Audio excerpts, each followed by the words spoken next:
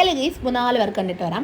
അപ്പം ഞങ്ങളാണെങ്കിൽ ഈ വൈകുന്നേരങ്ങളിലൊക്കെ കേക്ക് കൊടുക്കാനുണ്ടെന്നുണ്ടെങ്കിൽ ഞാൻ ഇക്കാലത്ത് പറയും കേട്ടോ, ഞങ്ങളും വരുന്നുണ്ടേ എന്ന് പറഞ്ഞിട്ട് ഞങ്ങൾ ഫാമിലി ആയിട്ട്, അതായത് ഞാനും എൻ്റെ 2 മക്കളും ഹസ്ബൻഡും കൂടെ ആയിരിക്കും ഈ കേക്ക് കൊടുക്കാൻ വേണ്ടിയിട്ട് ഓട്ടോയിൽ പോകുന്നത്. അപ്പം ഒരു ട്രിപ്പിൽ ചിലപ്പോൾ 2, 3, 4 കേക്കൊക്കെ കാണും. അപ്പം ഞങ്ങളിങ്ങനെ മൊത്തം കറങ്ങി അടിച്ച് വൈകുന്നേരത്തെ ചായയൊക്കെ കുടിച്ച് ചിലപ്പം വരുമ്പോഴത്തേക്കിന് രാത്രിയൊക്കെ ആവും തിരിച്ച് വരുമ്പോഴത്തേക്കിന്, കാരണം ഓരോ സ്ഥലങ്ങളിൽ എത്തിച്ച് തിരിച്ച് വരുമ്പോഴത്തേക്കിന് ഒരു സമയമാവും. അപ്പോൾ ഞങ്ങൾ ഫുഡൊക്കെ കഴിച്ച് അങ്ങനെ ആയിരിക്കും വീട്ടിൽ കയറുന്നത് കേട്ടോ.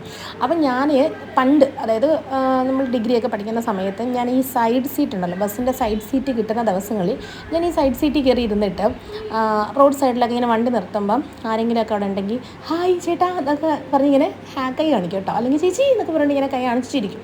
ഓപ്പോസിറ്റ് സൈഡിൽ നിൽക്കുന്ന ആളും എന്നെ കൈയൊക്കെ പൊക്കെ കാണിച്ച് ചിരിക്കും, മോളെ എന്നൊക്കെ പറഞ്ഞിട്ട് ചിരിക്കും കേട്ടോ. അപ്പോൾ ഇത് കുറേ തവണയായപ്പം എൻ്റെ കൂട്ടുകാരി കേട്ടോ, അവളെന്നെ അലമ്പാച്ചി എന്നാണ് വിളിക്കുന്നത്, അവളുടെ മമ്മി എനിക്കിട്ട പേരാണത് കേട്ടോ. അപ്പം നിങ്ങൾ ആലോചിച്ചോണം ആ പേരിന് എന്തുമാത്രം അർത്ഥം ഉണ്ടെന്ന്. അപ്പോൾ പുള്ളിക്കാരൻ ചോദിച്ചു, എന്തുപടി നീ എന്താ ഇങ്ങനെ കാണിക്കുന്നത് ചോദിച്ചപ്പോൾ ഞാൻ പറഞ്ഞു, ചുമ്മാ അവരുടെ മനസ്സമാധാനം കിടത്താൻ വേണ്ടി കാണിക്കുന്നതേ ഉള്ളൂ. ഇപ്പോൾ അവരെന്നെക്കുറിച്ച് ഇങ്ങനെ ചിന്തിച്ചുകൊണ്ടേയിരിക്കും. ചിലപ്പോൾ വൈകുന്നേരം രാത്രി വരെയും ചിന്തിക്കും, ഷോ ആ കൊച്ചാരാ അറിയാമല്ലോ എന്നിങ്ങനെ ചിന്തിക്കും, അതിന് വേണ്ടി കാണിക്കുന്ന അടിയെന്ന് പറഞ്ഞു. അപ്പോൾ അതുപോലെ ഈ 2 ദിവസം മുന്നേ ഞാനിങ്ങനെ കേക്കും കൊണ്ട് ഞങ്ങളിങ്ങനെ പോകാൻ നേരത്ത് ഞാൻ ഈ റോഡിൽ കൂടെ പോകുന്നവരെയൊക്കെ എനിക്കിങ്ങനെ ഒന്ന് ഓർമ്മ വന്നപ്പോഴത്തേക്കിനും ഞാനിങ്ങനെ റോഡിൽ കൂടെ പോകുന്നവരെയൊക്കെ ഹായ് ചേച്ചി എന്നൊക്കെ പറഞ്ഞിട്ട് ഇങ്ങനെ ടാറ്റ കാണിച്ചു.